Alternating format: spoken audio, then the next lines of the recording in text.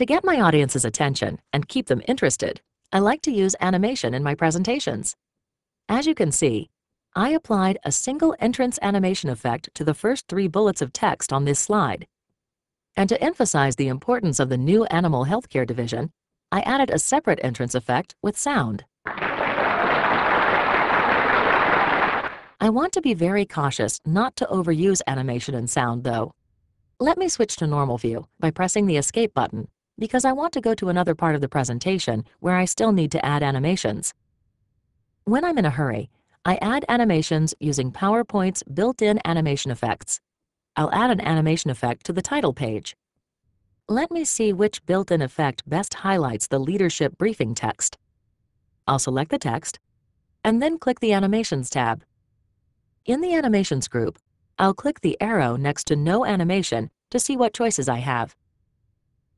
Notice that as I move the pointer over the various built-in animation effects, I get a live preview of how each effect applies to the selected text. I think I'll choose Fly In All at Once. To test it, I click Slideshow, and then click the mouse. And voila! The leadership briefing text now flies in from the bottom of the slide. The bottom of the slide is the default direction that animations fly in from, but I can change that and other aspects of the animation. Let me switch back to normal view to show you. To customize the built-in fly-in animation effect that I just added, I start by selecting the text, and then on the Animations tab, in the Animations group, I click Custom Animation, which takes me to the Custom Animation pane. I want the fly-in effect to change direction and fly in from the bottom left instead of the bottom. Under Modify Fly-in, I click the arrow next to Direction, and then I select Bottom Left. To see the fly-in effect again, I just click the play button. Now let me show you how to add effects using custom animation. The second slide of my presentation contains 3 newsworthy announcements that I'd like to reveal and emphasize individually.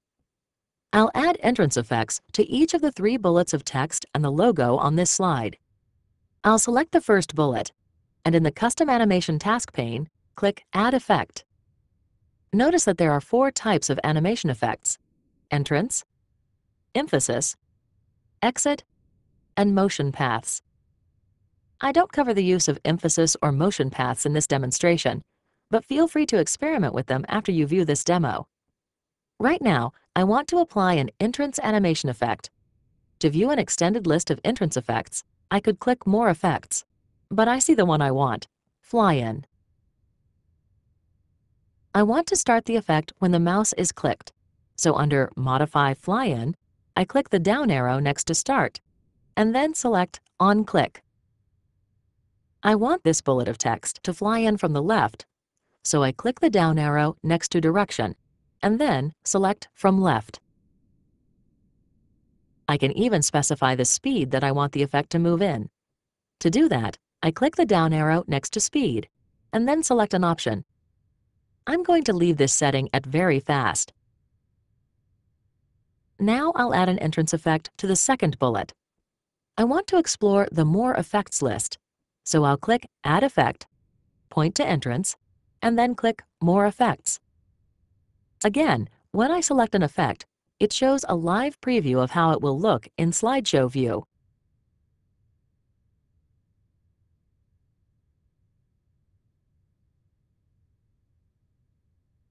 The Magnify Entrance effect is appealing. I'll go with that for this bullet of text. If I wanted to, I could start this effect without clicking the mouse. For example, if I select After Previous, PowerPoint starts the second animation as soon as the first one is finished. I could also select With Previous to start the effect at the same time as the first bullet starts. To be consistent, I'm going to select On Click. It is big news that this organization has a new logo, so I'll give the third bullet some bounce. I want to apply the last entrance effect to the logo. Like the bullets of text, I'll have the logo fly. I want the logo to enter immediately following the entrance of the new company logo bullet of text. so I'll click the down arrow next to Start, and then select After Previous. Also, I want the logo to enter the slide from the bottom right, so clicking the down arrow next to Direction, I'll select From Bottom Right. I'd like to take a moment to discuss the numbers in the Custom Animation pane. This is the animation order list. These numbers correspond to the numbers assigned to the paragraphs or bullets of text and the logo on the slide.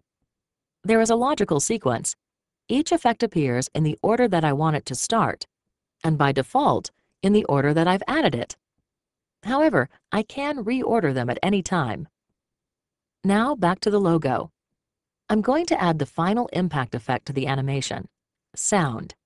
In the animation order list, I'll click Picture 4, the animation effect associated with the logo, and then click Effect Options. I think this new logo calls for a drum roll. In the Fly In dialog box, on the Effect tab, under Enhancements, I'm going to choose Drum Roll. I'll leave the other effect settings as they are. I'll leave the timing as is. Now that I've added entrance effects and sound effects to the bulleted text and logo on this slide, I could add individual exit effects to each slide element here. Instead, I'd like to end the slide with one single exit for all elements. I click and drag to select the 3 bullets and the logo. I'll visit the More Effects extended list. Ah, the boomerang exit effect. That'll work nicely.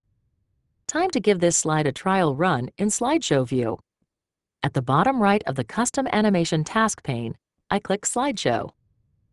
Remember, I applied the built-in fly-in effect to the first bullet of text, and then I customized it so that it flies in from the left instead of the bottom when I click the mouse. As for the second bullet of text, I applied the magnify effect to set it in motion when I click the mouse. When I click the third bullet of text, it bounces from the top. The logo animation and sound effects commence automatically after the third bullet of text, without my having to click the mouse. When used in moderation, animation effects and sound can liven up a presentation and keep your audience engaged and interested. Now it's your turn to try it.